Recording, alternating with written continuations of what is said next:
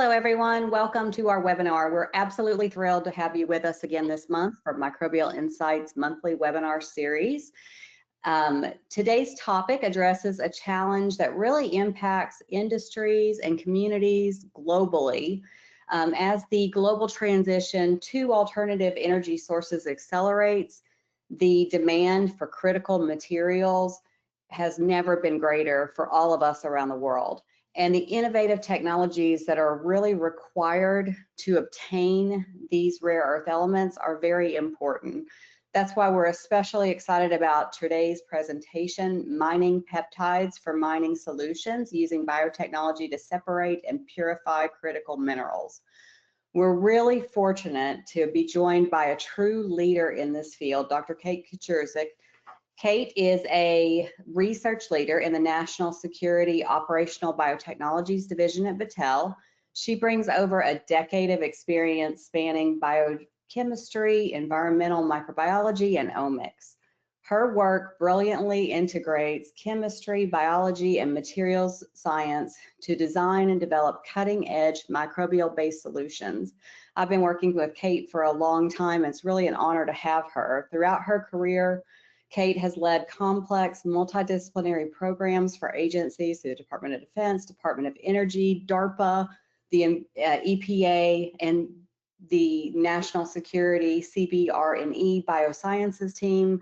She serves as a scientific and engineering lead in Battelle's Environment and Agriculture Group, guiding the development of encapsulation technologies for sustainable agriculture and bioremediation.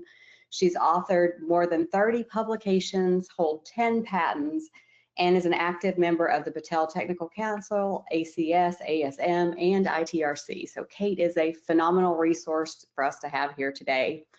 Before we dive in, I just want to give you a quick reminder. This webinar is being recorded and will be available soon in the resource section of the Microbial Insights website. So if you love this presentation as much as I'm sure you will, and you want to go back and watch it again, it will be recorded there for you to have additional views. We're also going to send out an email with the recording link and your certificate of attendance to all the attendees automatically, so you don't have to reach out to us. That'll come to you. And of course, at the end, we're going to have a question and answer session because we want to take time since we have this expert here with us today. So feel free to type your questions at any time during the presentation into the chat, and we'll get through as many of those as possible at the end. So with that, Kate, it's an honor to have you here, and let's get started. Thank you so very much. You're too kind, and thank you for this lovely introduction.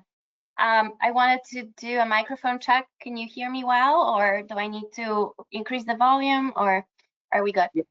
Yep, you're perfect. All right.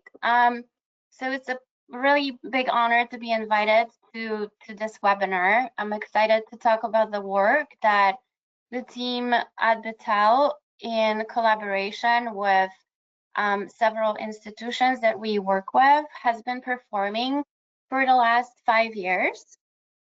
We are biochemists from training, but we also apply a lot of biochemistry-driven solutions into real-life situations.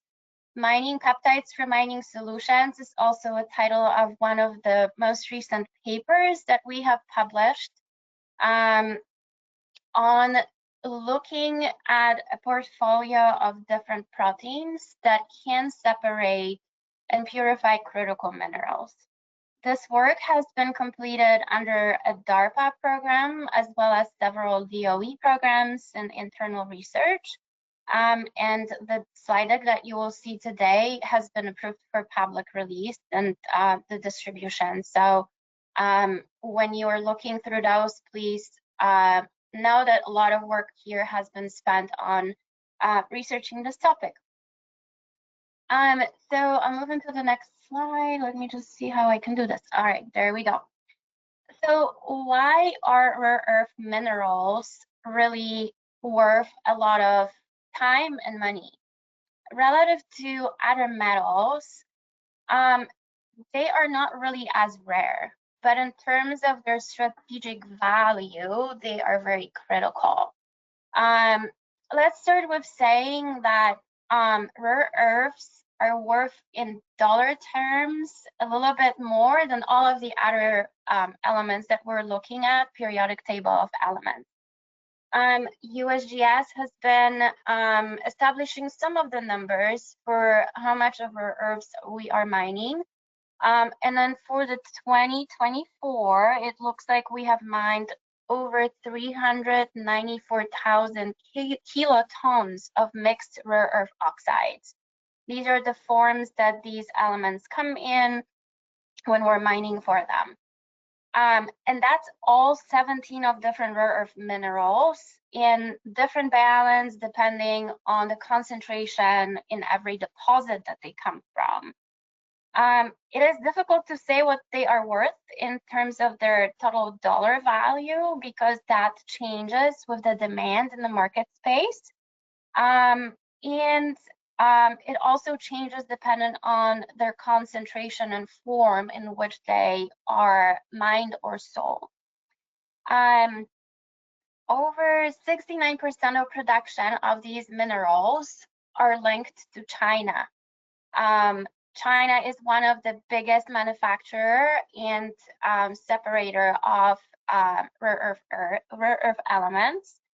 And the second biggest producer in the US is Mountain Pass Mine with close to 20,000 tons per annum production until early 2000s.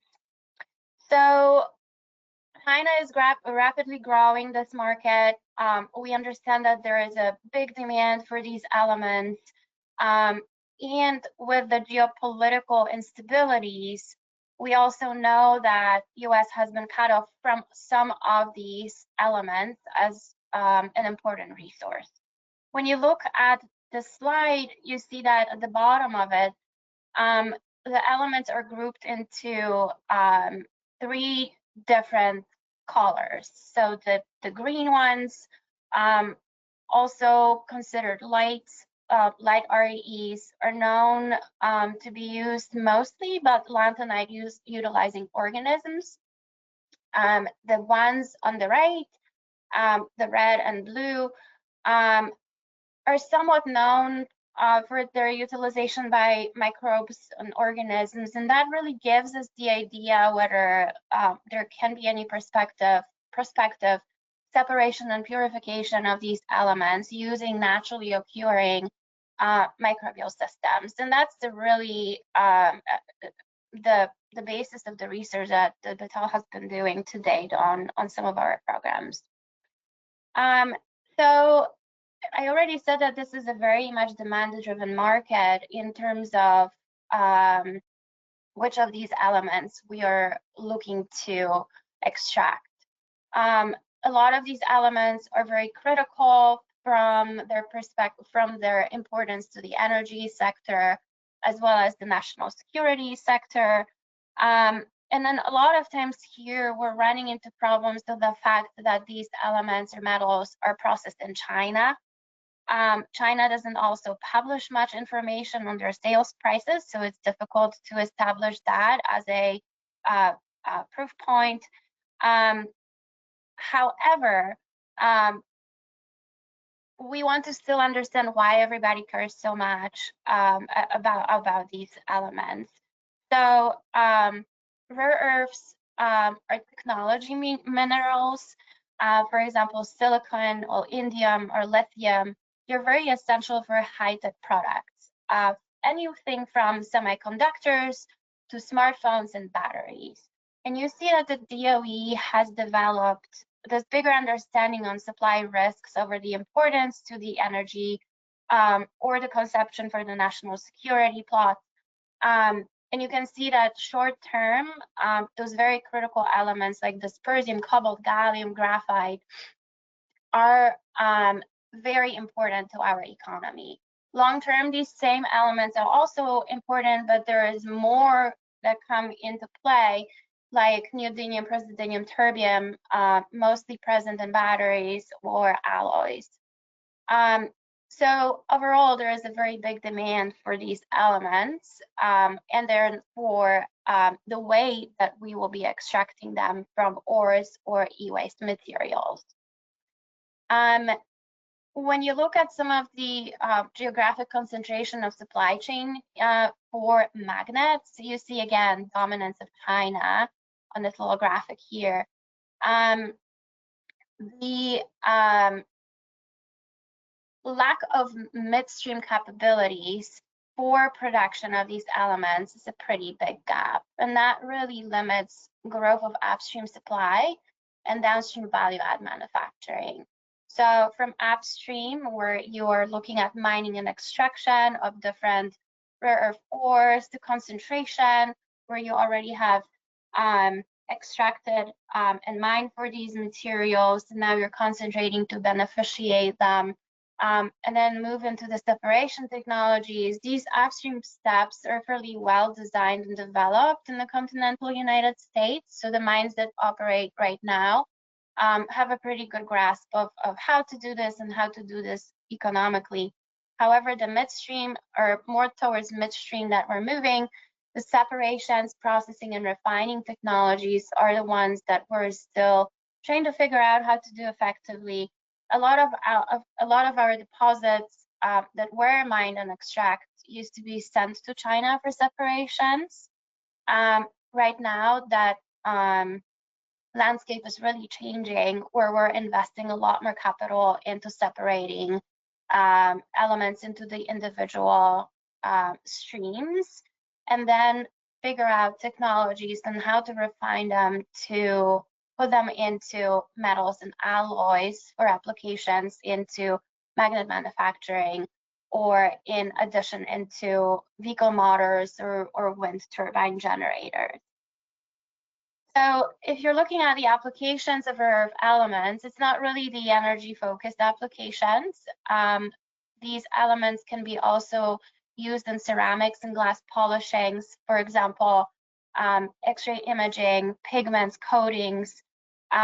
Alloys are also materials that are composed of these elements. So imagine your disk drive motors, perhaps frictionless bearings, microphones, speakers that are created of some of those magnetic or metallic components. And we're also looking at applications of these elements that are allowing us to have very sophisticated performance in, for example, fiber optics or lasers, medical imaging. I know a lot of you probably had an X-ray done or an MR completed on your body, right? Gadolinium is one of the contrasting agents that is being widely used by the medical industry, and we're also seeing a demand for. Let's move into something that is maybe more controversial of an application, but is very much something we are hearing about every day. Geopolitical instability is bringing us into a place where we need to use and produce more missiles. So these elements are present in almost every single subcomponent of these missiles, right? We're estimating that approximately 18 different critical minerals are needed to enable production of some of those precision range missiles, and for their survival in extreme conditions of heat or cold temperatures that they are being stored in. So if you're breaking this down even more, you're thinking about semiconductor electrons that are provided by metal like gallium. The metal components of a missile will then be composed of gallium, cobalt, bismuth, titanium, copper, right? So all of these elements taken together are offering this capability. But moving to more of a daily use, you can also see these elements being applied in cell phones that everybody carries around with them, right? So displays and touch screens include tin, silicon, or gallium. Batteries need nickel, cobalt, lithium. Your camera sensors are equipped with germanium and arsenic that are helping out for those to function. And then maybe on top of your roof, you have a solar panel, right? It is important to know that there are rare earth elements in this item. So anything from indium, gallium, or tellurium. And then there is a big question of how can we take some of these spent products and recover these elements from them, so that we don't really need to necessarily mine for these elements and waste the spent products, but rather give them the second life and empower the economy with technologies that can help us to source for these elements again. So we've talked a little bit more about the process value chain for production of elements, where we start with the extraction processes using raw ores, crushing them, milling them, but we haven't really talked about how much energy and how much effort it takes to produce some of those individual streams of elements, and how difficult it is really to separate them. It is estimated that per ton of REEs produced, we are also making a lot of radioactive residues. We're producing a lot of waste gas as well as dust. So overall, some of these production steps can be made more greener, sustainable, environmentally friendly. And if so, the question is, how do we do that? And that's something that we've been investing in a lot of energy. The state of the art for separation and purification of elements can be bucketed into several different types of activities. You can look into solvent extractions or leaching using ionic liquids that are fairly mature chemical-based technologies. But there are others like liquid and gas chromatography or ion flotations that are being developed in national laboratories or by some of the small businesses that we've been working with that also show a lot of promise. There are some physical and thermal treatments that we can also apply to separate these elements from each other. A lot of them are, however, in a phase of development. They are more emerging as technologies, with the most mature being plasma separation. And then towards the right side of this slide, you will see more and more technologies that are emerging. Some of them are based in electrical or electrochemical separations. We know that some of our colleagues at INL are doing this work with great success.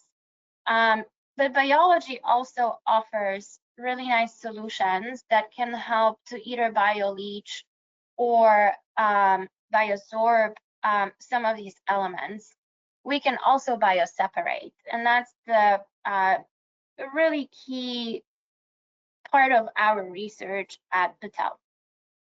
So if you're thinking about separations and purifications, again, a lot of these reactions in the conventional state require solvent exchange, polar molecule solvents or ionic solvents, some complexing agents, maybe chelators that are applied gradually in a treatment train-like approach to selectively separate out and purify individual rare earth elements.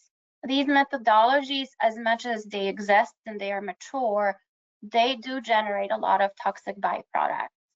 They are not environmentally friendly. They require mass amounts of solvents that a lot of times cannot be regenerated or has to be wasted or dumped. So we've been thinking about how biology can help with separation and purifications of these elements without producing toxic byproducts, being more environmentally friendly, more sustainable. How can it scale? And these are some difficult questions to answer, because we all know that to produce proteins or to produce microorganisms, we would need to employ biomanufacturing means so that we can make enough of the biomass to then apply to tons and tons of the material. So another question remains is where within that process value chain we need to apply bio-driven solutions. Is this in your extraction process, or perhaps is it in the separation downstream? What makes the most sense? We have visited several different mining operations, and when you walk into their premises, you just get hit with this unbelievable feeling of grandiosity of these operations. They're massive. If you've ever been to maybe copper mine or acid mine drainage producing facility, or visited some of those facilities in Nevada, you would know that it's almost impossible to do extraction of rare earth elements using microbes at that scale. It's just not feasible.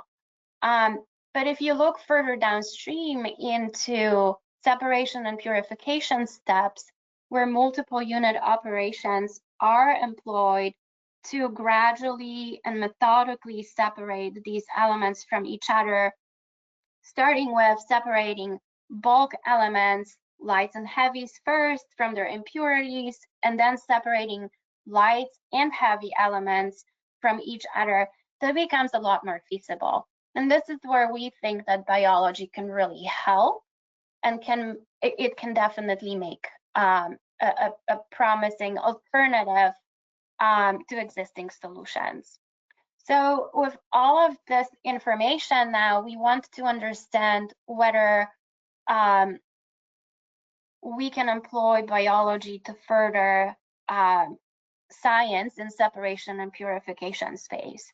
We know that there is a growing demand for advanced technologies. If you have been following this field, you would see a massive amount of solicitations and executive orders that are coming out from the government as a really bipartisan movement for the last several years. We also know that there has been a shift in global dominance away from China towards more domestic-driven operations, domestically driven separations, and production of materials that bear rare earth elements.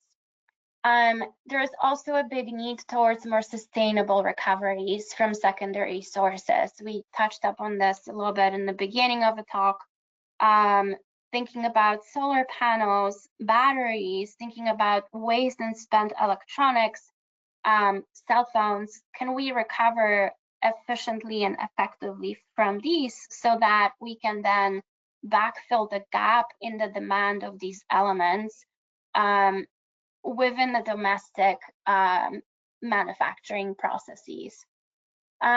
And then the last but not least, sustainable approaches are needed, right? We do not need to pollute more. We need to be working more sustainably. So wondering whether some of these alternative approaches can really pivot harmful processes that produce a lot of toxic ingredients towards more sustainable green operations.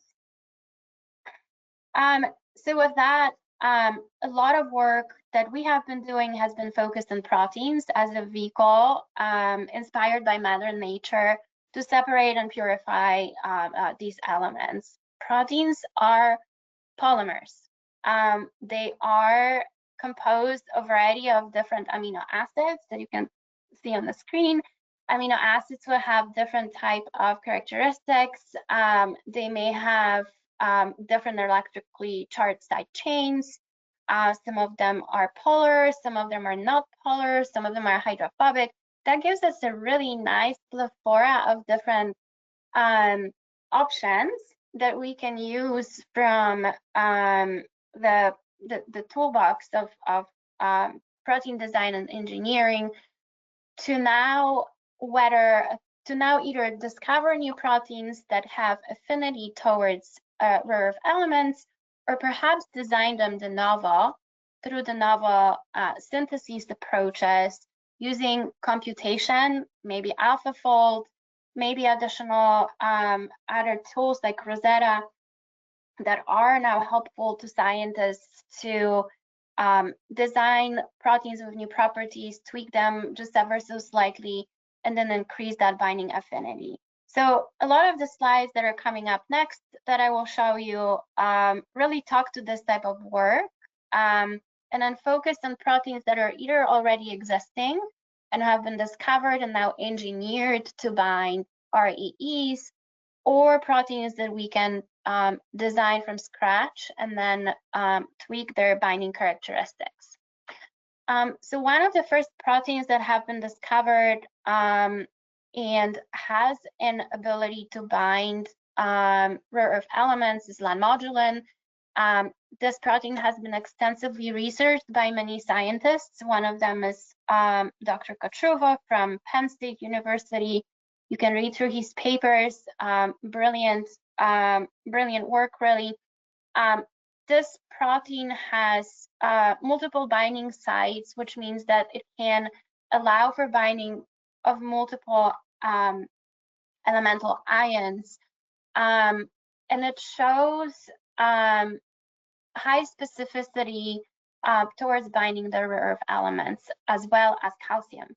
A lot of these proteins that we will be talking about are inherently calcium binding proteins, but they can be adapted to bind rare earth elements as well. Here you can see that dependent on the ionic radius of the element, this protein would have a different affinity towards those. The biologically relevant elements that this protein specifically binds are noted on the graphic. We now know that it can have a very high affinity to bind elements like samarium, neodymium, or lanthanum, and it's continuously being designed and engineered to bind these elements better, and also to bind as a very specific element better from the other ones, so that it has a higher selectivity when applied into mixtures of these elements. We also understand that the calcium binding proteins not only bind calcium, but bind those lanthanides. And lanthanides like neodymium, dysprosium, maybe gadolinium, have a different ionic radii and coordination preferences. And dependent on that, we can now allow REEs to replace calcium in calcium binding domains in the protein. This example in here is actually our protein that has been researched on by Dr. Scott Banta at Columbia. This is an RTX binding protein. And again, it shows calcium binding preference. However, calcium ion can be replaced in that binding pocket by a variety of those different REEs. REEs are tri and tetravalent, and that makes a big difference now on the coordination state of the binding, and then the preference of binding within that binding pocket. RTX, or repeats and toxin protein, have been secreted by some of the pathogenic bacteria. We know quite a lot about this protein. We were able to characterize it, its structure, its binding affinity. We're now able to also express it in E. coli, and then produce it so that we can test it in the laboratory as immobilized on the resin.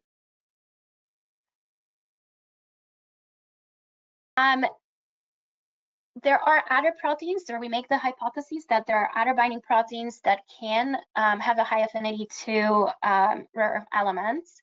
And we've been on search for a different plethora of these proteins for the last several years. We know that these proteins selectively capture REEs, and we have done many different studies in which we show that these proteins can also bind not only from ore-like material, but also from e-waste. And then in here, you can see some of the data that has been generated by our team, and really show that in the mixture of neodymium and dysprosium together with cobalt and iron, this protein has a very high specificity to bind dysprosium and neodymium. And these are noted in orange and yellow on this graphic, which is very promising, right? So it allows you to make some hypotheses here on the binding specificity, the binding affinity, and make sure that when you are designing some of the experiments that will later on transition from bench scale to pilot in bigger columns that will now bear some of these proteins, you can know exactly which of these elements will be grouping together or coming out together. How do you separate them? What levers to tweak to be able to separate these better? So obviously we didn't stop on just a mixture of 2 or 3 different elements. We were feeding this protein with a variety of different REEs. Another thing to remember is that in mining ores, there is a complexity of elements.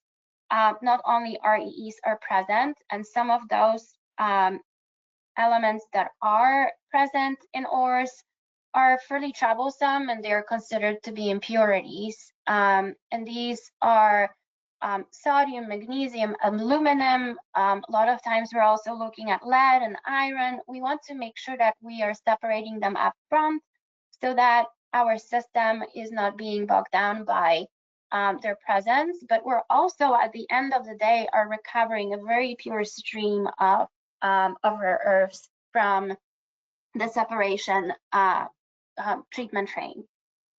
So on this graphic, you can see that we have tested a variety of different REEs and these impurities as they were mixed into our synthetic feedstock materials for testing. And what we found is that, again, the affinity of our RTX protein to bind just the REEs was higher than binding the divalent cations like calcium or manganese or magnesium. This is not an ideal separation just yet, because you want to make sure that some of these elements are coming off very quickly from the column when we're starting to bind them. And there are many levers to pull. One of them is pH. It's important that we have a well-buffered system. It's important to understand at what type of binding and then elution conditions pH comes to play, and how to tweak the pH so that it's optimum to bind and release just REEs. So moving from here, we have established a framework to look for other proteins than just the RTX that our team has been working with through our connection with Dr. Banta at Columbia. Our team has been developing some computational methodologies to make sure that we can discover as many proteins as we can, and then select for some of those novel REE binders. So we cast our net fairly broadly initially in some of those searches. We look at the literature, but we also mine from the sequencing information and from genomics information. We like to go into the environments that are extreme. So for example, we have been working with the Yellowstone National Park, and we're granted access to some of the samples from their hot springs because we know that some of those thermophilic microorganisms can be there. So we acquired a big number of genomes that we're able to mine from, and then successively started to funnel down some of the hits and number of candidates that we wanted to work with. Once we established a feasible number of 27, as you can see in this plot, from 20-something thousands of available candidates, we started to model their affinities towards rare earth elements, but also towards calcium, because that's something that is usually very helpful and translates into the REE binding affinities.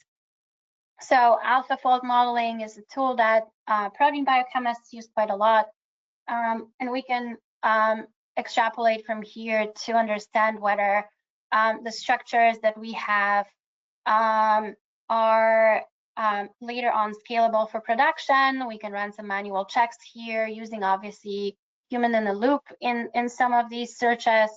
So we have subject matter experts who are helping us out to understand whether some of the data that we're generating are real and accurate. A lot of times, even if you are coming up with the number of sequences, as you can see on the picture here, that are pretty big, they are not necessarily either accurate or can be expressed in the cell. So from here, we went down to several different candidates that were later established. And we always wanted to make sure that we have proteins that have high capacity for calcium binding.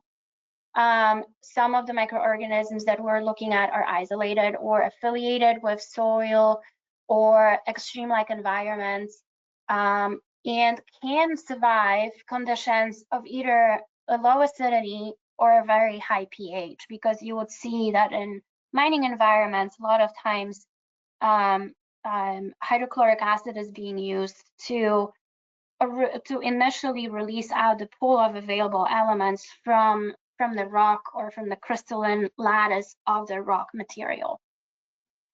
So these are some of the candidates that we have published on last year.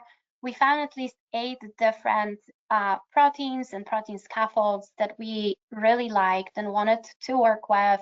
And what we have noticed that they have a variety of different diverse coordination geometries, meaning that they can bind more than one element in their binding pocket. Some of them have 1, some of them go up to 8 or 9. And then each of these binding motifs have a different conformation state, or they are composed of different type of amino acids. Some of them are duplicative, but still bind preferentially different type of element, which is very surprising to us. And that's something that you can also see and work with lanmodulin and EF-HENS that the protein has as binding motifs. So for that, there is a lot of fundamental research that still needs to happen here. Quantum modeling is usually employed into understanding how these residues bind metal ions and what are the best environmental conditions for these complex systems to be very selective towards a given element. But let's show you some of the data that we have established. So we gave names to these different proteins. One of the proteins that we really like to work with is Q5. It's present here on the graphic. It has a nice binding affinity with several binding sites. And what we understand is that the charge of the binding loop really coordinates with the affinity of the binding. The lower the charge, the lower the binding, and dependent again on what type of an element we want to bind, this binding loop will be very important to understand the complexity of to move forward into more elaborate experiments. The geometry of the binding site is also important. Selectivity within those REE series that we have been working with was best with sheet loop sheet motifs. So these are a lot of times proteins that look like little barrels, and they are kind of like corkscrew type of structures as well. The type of the proteins that within our toolbox were reflecting this type of characteristics were Q5, RTX, and another protein that we called A0, A7. Again, this information has been published on. It's available to you in one of our papers. I'm happy to send that over after the webinar to read more on that. But let's jump into some real data. So this is separations of a leachate that was a simulated leachate of a composition that is adequate to the bastnasite ore that we have been working with. On the left side, you can see that we were separating first 2 different elements, just lanthanum from neodymium, and this is a fairly, well, it's not that difficult of a task if you have a good protein to do that. The purity and yield of both elements after the first round of separations was higher than 90%, which is really a great result for us. Now, if you have mixed impurities into this and then tried to separate multiple of these elements from each other, you would see different profiles of separations. What you usually want to see on your column is that the impurities are being washed out from the column up front, the separations of REEs. And that's what we see here on the right side of the slide. Impurities come out first, and then these impurities are magnesium, calcium, iron. I believe there may be a couple other elements here. And then when you're changing a pH during the elutions, you're starting to see that different elements are coming out in those different zones of elution with different level of purity and yield. And again, here we were tailoring our separations for just lanthanum. We received purity of 90% with a yield of 80% from the initial, I believe, 1 molar concentrations. And then other REEs were coming out later, and that's really nice. So nice peak for lanthanum, other REEs are coming out later on. And this is, again, just the first glance at the experiments that are usually being designed and then produced by the laboratory experiments. The next step is now separation of these individual REEs that you can see in the composition of a feedstock like praseodymium, europium, samarium, gadolinium into individual peaks. And that happens with tweaking your pH conditions, your chelators, and then some of the ligands that we're adding to the separations. So moving on from here into doing just that, right? So the next group that you would want to separate is light REEs. And these are usually composed of lanthanum, neodymium, praseodymium. A lot of times you would see some residual calcium coming out of here. So there's some yellow peaks up front that show that this was washed, that the calcium was washed out from the column.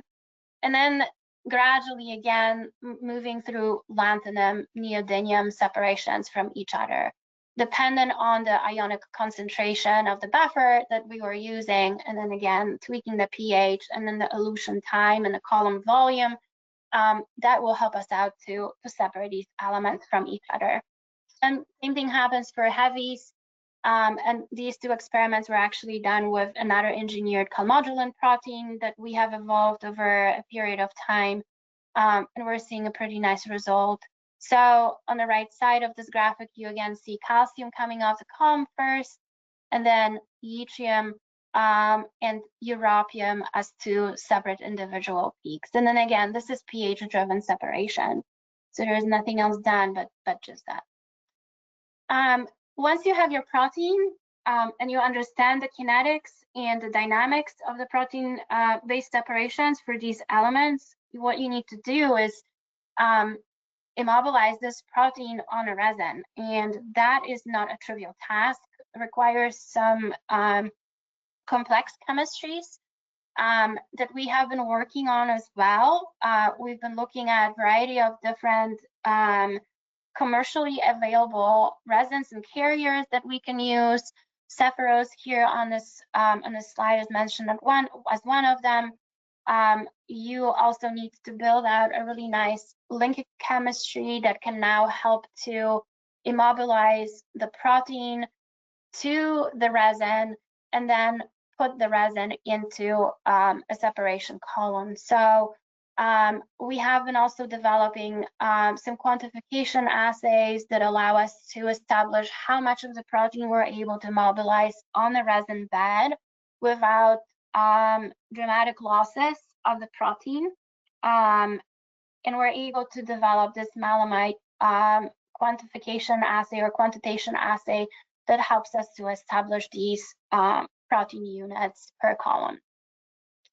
Here are some laboratory pictures of how this looks like. So once you develop understanding of the protein that you want to use, you need to go through a biomanufacturing like process or fermentation at scale.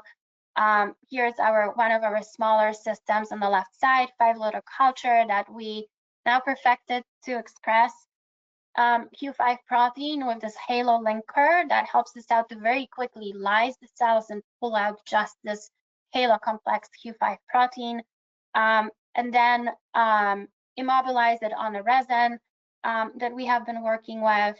So that's the middle picture, and then pack the column in with this material. and then prepare it for separation. Here are some of the videos that our scientists were using. This is a big, I think, 25, it's a 5-liter column. They're packing up. Gradually, we'll start mixing up this resin bed and make sure that we can get this done. So end to end, this process used to take us up to a month. Takes a long time. At this time, we can do it under a week, which is fairly impressive. And then this is one of our systems. So I'm not going to get into details of that because that's something that is not allowed by our client, but I wanted to show you how it may look like. These are 3 1-liter columns that are packed with our protein and can now automatically cycle through the material that we are feeding in as an input. There are all sorts of different tweaks and pumps and tubing associated with the system, and we can also control it by a software that we have designed for this purpose. So when you start to feed a real feedstock material through those columns, obviously a lot of things can go wrong, and it also requires additional optimization. But once you get to the point of running it continuously, you are slowly starting to achieve better and better separations. And the profiles of separations of these elements are becoming very similar to those that you have seen in the laboratory development. So impurities usually come out up front. So that's this red peak. And then we're here just focused on separating lanthanum from praseodymium and neodymium peaks. And you can see them here in yellow and green, and effectively raises or decreases of pH are helping us to establish those nice elution profiles in which we can now collect only a fraction of, for example, lanthanum or praseodymium. So in the table below here, you can see the purity of the lanthanum that we achieved after a single pass on a column, 98.6%, which is pretty good as for the first step, and then recovery of 77% of the material that we fed into this system. This is an exciting result, but lanthanum is not as a valuable element as, for example, gadolinium or europium. So we continued on these separations. We're publishing a couple more papers on that, so you'll be able to see them soon. And I think I'm running out of time. So with that, I wanted to thank everybody who has been involved in this work. This is my team at Battelle, but we also are supported by Columbia University with Dr. Scott Banta. We are working with Mountain Pass Materials, who are supporting us with the feedstock material, helping us out to understand how these separations can be done effectively, what to tweak, what not to touch, and where this specific biotech-based technology can fit in a bigger picture of mining operations without really displacing everything that has been built to date, with not only the expertise they hold, but also capital investment and equipment that has been made, which is not trivial. So we believe that there is space in this value chain for the biotech. It's not a new technology that has been just introduced. We know that artesian gold mining has been using biology for many, many years, so that the copper mining. So I would hope that this is just a new chapter in this biotech-like story for mining operations that will now support rare earth elements, separations and purifications. Back to you, Dora. All right, thank you so much, Kate, for that great talk. I think it's a very, very important topic, and so I'm excited to see what questions we get. So anyone with questions, please go ahead and enter them into the GoToWebinar software, and we'll get through as many as we can. So Kate, the first question is, for a ton of rare earth elements, what's the average tons of material that you need to refine? Oof. For a ton of a mining material, was that the question? A ton of REEs, how much mining material would you need to recover a ton of RE? Well, you would want to recover a ton from a ton, right? So to get 100% recovery, I think, and it just depends also on the complexity of a feedstock material. It depends which of the elements you're recovering. I think it depends also on the initial feedstock that you have, right? So concentration and percentage of these elements that are present will drive the final recoveries. I don't know if that's the answer that you're looking to hear. Yeah, I think they're wanting to know if you have an average of how much percent, like if you have 100 tons of mining waste or feedstock, do you typically Okay. return? Yeah, that depends on the technology. For the bio, our recovery rates are dependent on what specific element you're recovering, right? So imagine, for example, if you have 100 grams of complex feedstock, and then within these 100 grams, you have 10 grams of neodymium, right? The percent recovery of neodymium will depend on the effectiveness of the technology that you're using. For us, 98% of lanthanum or neodymium can be extracted at the first pass. And what's also very important here is the purity of that material, right? Because the other 2% could be everything else. And if you want to recover 99.9999 pure element, you would have to process that a lot more.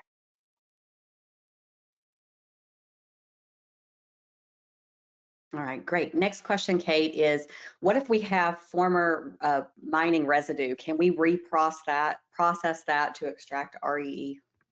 Yes. So a good example of such a feedstock are mine tailings.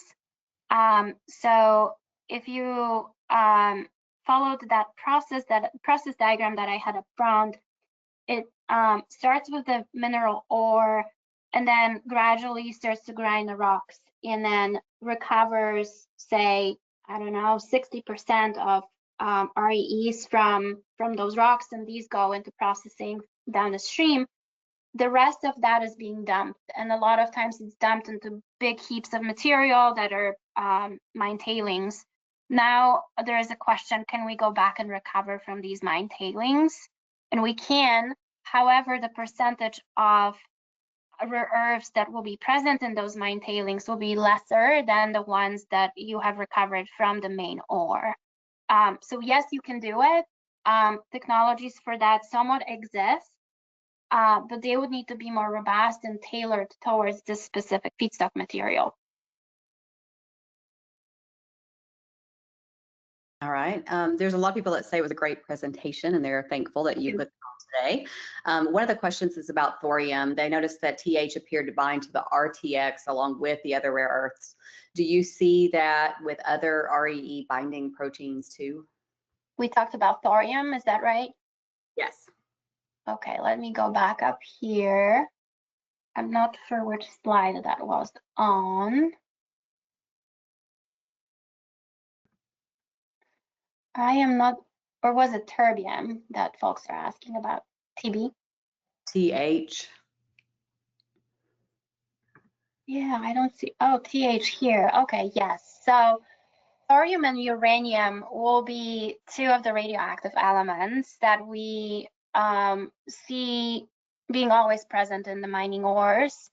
And I think in this simulated feedstock material, we just wanted to see how they bind. These elements do bind, these proteins do bind radioactive elements too. But before going through the separation and purification of individual REEs, we do have steps up front that recover only radioactives. We don't want to work with them in the lab. That requires additional approvals and so on. But do know that there is an affinity for these proteins to bind radioactive elements. And we have accidentally had instances in which we would enrich for, or we know that we can extract uranium, for example, right? But we cannot be doing that without specific permits and so on. So overall, yes, these proteins can bind radioactive elements. However, if you were to apply them into a treatment train approach, you would recover all of the radioactives upfront. Awesome. Okay, so this question, Kate, is kind of fun. They ask, are you, and in quotation marks, taming native bacteria to use for your production, or are you engineering desired pathways into a model or lab-ready organism in order to get these high volume fermentations to occur? I see. Okay. So I don't think we're doing any of that. We're using E. coli as our model organism. For our bioinformatics searches, we looked through a plethora of different microorganisms, including extremophiles. But now taming extremophiles for biomanufacturing will be a very difficult feat, right? So we went into a model species of E. coli, and we have engineered it so it can secrete these proteins for us very quickly, and then produce that at scale, which will be more conducive to, you know, workhorse-like industrial microorganisms that can do that. Very good. All right. I thought that was an important clarification for people to understand. So it is, you know, reproducible at larger volumes because of the way that you're. Absolutely. And then some of those extremophiles serve only as donors of these proteins, right? But a lot of times just model hosts can express them if slightly engineered. All right. So the next question says, for your search of new proteins, you talked about looking in Yellowstone National Park. Are there specific features that you're looking to target? For example, certain acids or basic pools that contain certain metals? And have you looked at microbes from REE ores or explore known databases of organisms? Yeah, great question. Yes, we did that.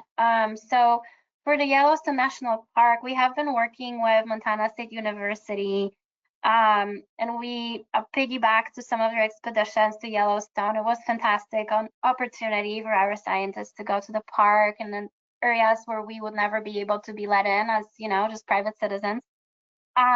We were going to some of their hydrothermal pools and looking at some of their diversity of microorganisms there, looked at some of their samples. What we were interested to see is really environments that will be very high in temperature, so going all the way to like 90 or 100 degrees centigrade, and then highly acidic. Because we understand that a lot of the proteins that will have to be adapted to the mining process will have to survive some of these conditions. Why? Because in the first step, you basically lyse all of the rocks, right? You release your metal content from rocks using acid, and that acid is highly concentrated. So if you wanted to have a technology that will be feasible and economical, you need to make sure that you can add your biological components into that concentrate. And that concentrate is usually at pH 0.5 or 1. So now can you find microbes and proteins expressed in those microbes that can survive those conditions? So that was probably the closest to the environmental, like nature source system we would go after.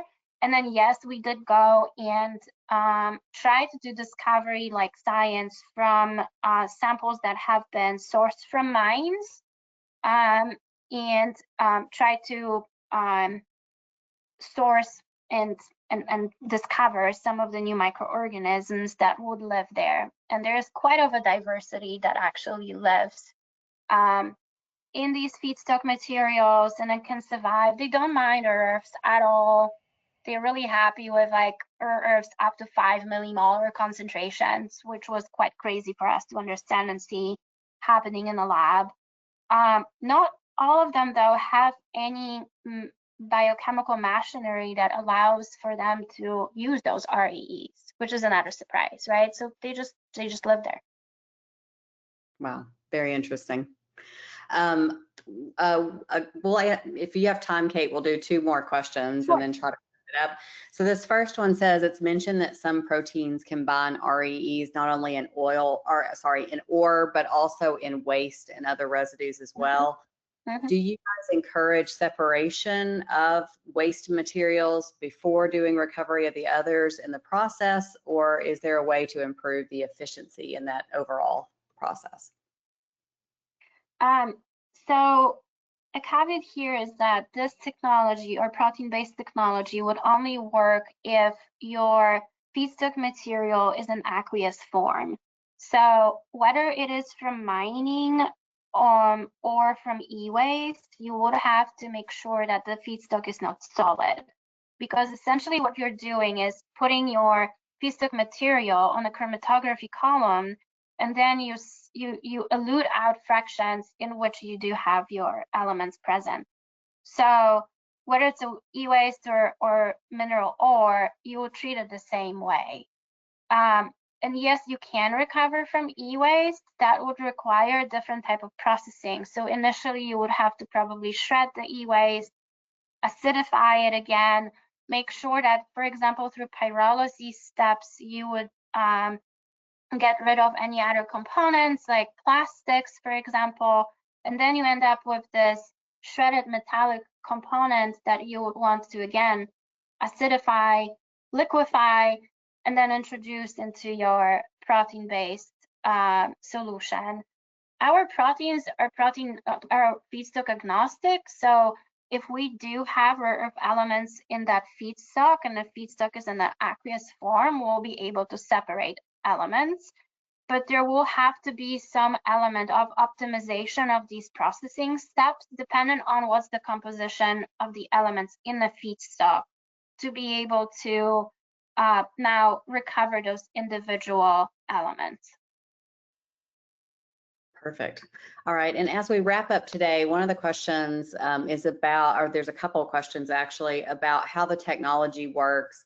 And so can you talk a little bit about, the implementation of this into current infrastructures, and if you're intending to replace standard SX or ion exchange columns and REE flow sheets, and then a little bit about kind of the resonance time and what that would look like for a customer if they tried to scale it. Yeah, that's a great question. So we are actively looking for partners to work with to implement this technology in the field. We believe that this is a really great candidate for mobile unit operations, where we can build as many different chromatography columns packed with proteins that will fit the feedstock, right? So for e-waste, it may be a different type of a scenario than for mining ore that is more complex, or we can adapt the modularity of these unit operations to already existing operations, or build it from scratch, and then plug it into, I don't know, something new that the company will be building. So I think it just depends on where we go with this. It depends on what type of processing already exists at the site, what type of complexity of a feedstock we're working with, and what are the pre-processing steps involved in this treatment train. Awesome. That's great. And I'm assuming, Kate, that you're fine if people want to reach out to you with further questions directly, or if they have sites that they think would be of interest. Yes, absolutely. Please give my email information. I don't think it's posted here, but feel free to pass on my email, and I'm happy to answer questions or schedule some chats and talk more about what we do. Awesome. Can you also share a PDF of the slides with us, Kate, so that we can send those out to people? Absolutely. So interested in talking to Kate more, you'd like a copy of the slides, just email info@microbe.com. We'll get you in touch with Kate and for further conversations. We'll also send you a copy of her slides that we'll have on hand. If there's anything else that you need or you think about on the mining side and microorganisms, Microbial Insights is always happy to help you. We work closely with Battelle and have for many, many years. So always happy to, help you with additional testing or needs that you might have from the molecular side. As always, Kate, it's such an honor to talk to you and to spend time with you. And so I'm really grateful that you did this webinar for us today. And I just want to thank you for sharing your valuable time with us. Thank you so much for the invite, Dora. It's been a pleasure. All right, awesome. And then everybody in the audience, thank you for your time today. We hope you'll join us next month as we dive into other environmental topics. And if you have questions or need additional information, feel free to reach out. Thank you, everyone. Thank you.